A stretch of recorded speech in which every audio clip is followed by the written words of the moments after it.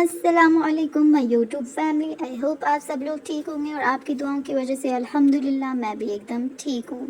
आज का ब्लॉग जहाँ पे मैंने कल एंड किया था उसके बाद से आपको होता है कि मैं दिल्ली से निकल गई थी अपने होटल से। मुझे जाना था इंटरनेशनल एयरपोर्ट, तो मैं पहुँच गई इंटरनेशनल एयरपोर्ट। उसके बाद पहले हमने करेंसी चेंज कर दी क्योंकि हमें पहले इस्तांबुल जाना था, वहाँ पे थोड़ा सा लेओवर था, तो वहाँ खाने के लिए कुछ लाने के लिए हमने करेंसी एक्सचेंज कर ली। उसके बाद ये रहा टर्किश लीरा। पैसे पकड़ने के बाद हमारा चेकिंग स्टार्ट हो गया था, तो हमें पहले इस बड़ी लाइन में वेट करना था। आप गौर से देखिए कितनी बड़ी लाइन है, ये तो कुछ भी नहीं है। अभी जब ये लाइन ख़त्म हो जाती उसके बाद और एक लाइन आने वाली थी, जो कि हम यहाँ तक पहुँचे। यहाँ तक पहुँच के तो हमारी हालत ही मत सोचिए कितनी ख़राब हो गई थी। और हम ऐसे धक्का देते हुए अपने लगेज बगेज को धक्का देते हुए बस चल रहे कहीं तक तो पहुँच जाए। तो फाइनली यहाँ से लगेज हमारा चला गया। उसके बाद बोर्डिंग पास भी हमें मिल गया जो कि इस्तांबुल का था। उसके बाद स्कैनिंग के लिए ये बैग मैंने छोड़ा, लेकिन पच का ये हो गया कि उसके बाद जो मैंने इसमें चार्जर और ये ट्राइपॉड रखा था, फिर मुझे चार्जर दिखा ही नहीं, पता नहीं कहाँ पे मिसप्लेस हो गया था। उसके बाद इंटरनेशनल एयरपोर्ट में सब कुछ ख़त्म करके अपनी टांगे वांगे तोड़ के हम लोगों ने सोचा कि हम उस जगह पे बैठ जाते हैं जहाँ से हमारा गेट नंबर है और जहाँ से हमें फ़्लाइट को इन करना है।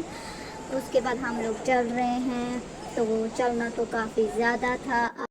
और ये बन गया कचूमर हमारा, लाइन्स में रह के चेक पॉइंट्स पे एंड ऑल दैट।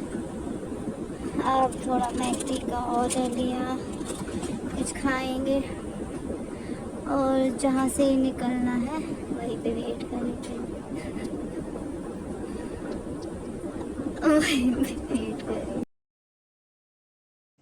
हमारा प्लेन टर्किश एयरलाइंस।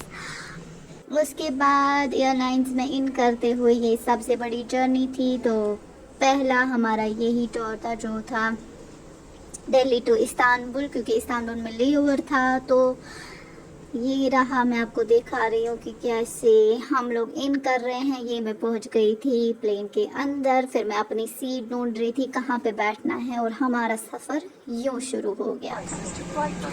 सफ़र के बीच में क्या होता है कि ये लोग ऐसे आपको गैजेट पे दिखाते हैं कि क्या इंस्ट्रक्शंस हैं, सीट बेल्ट पहने वगैरह, हवा का कुछ कम हो जाए तो ऑक्सीजन मास्क कैसे आएगा।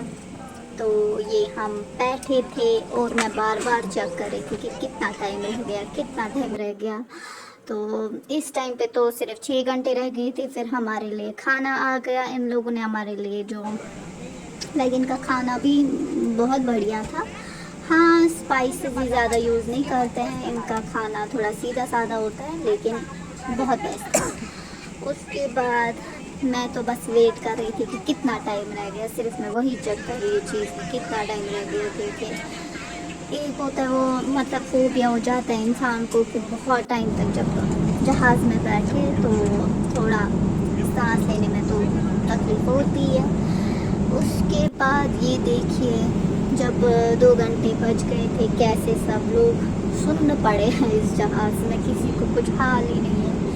सब लोग सो चुके थे, लाइट्स भी बंद हो चुकी थी। तो लेकिन मुझे बीच बीच में नींद आती थी और बीच बीच में मैं उठ जाती थी। उसके बाद ये हमारा खाना आ गया था, क्योंकि टाइम का कुछ पता नहीं चल रहा था। उसके बाद रह गए थे 50 मिनट। 50 मिनट के बाद ये रहे सब, कुछ लोग तो ताज़ा दिख रहे हैं कि हाँ चलो पहुंचने वाले हैं। तो क्योंकि लंबी फ़्लाइट थी हमारी, तो सोचिए मत कि टांगों का खुद का क्या हाल था। उसके बाद ये रहे वो, जैसे ट्रेन में नहीं उठते हैं जब स्टेशन आ जाता है, सब लोग उठते हैं हमें निकलना है। अरे गेट खुल जाएगा, सबके लिए खुल जाएगा, तो वेट करो, अपनी सीट्स पे बैठ लो। नहीं, सब लोगों को उतरना है। Welcome to Istanbul Airport, meeting point of the world. We hope that you had a pleasant flight. उसके बाद हम लोग उतर गए टर्किश एयरलाइंस से बहुत अच्छा सफ़र रहा यहाँ तक। अल्लाह का करम है कि सब कुछ ठीक रहा और सब लोग ठीक रहे। तो ये गाड़ी आ गई जो हमें एयरपोर्ट के अंदर ले जाती, तो हम लोग चढ़ गए उस गाड़ी में। उसके बाद हम लोग पहुँच जाते इस्तांबुल एयरपोर्ट के अंदर, जहाँ हमारा लेओवर था नाइट का।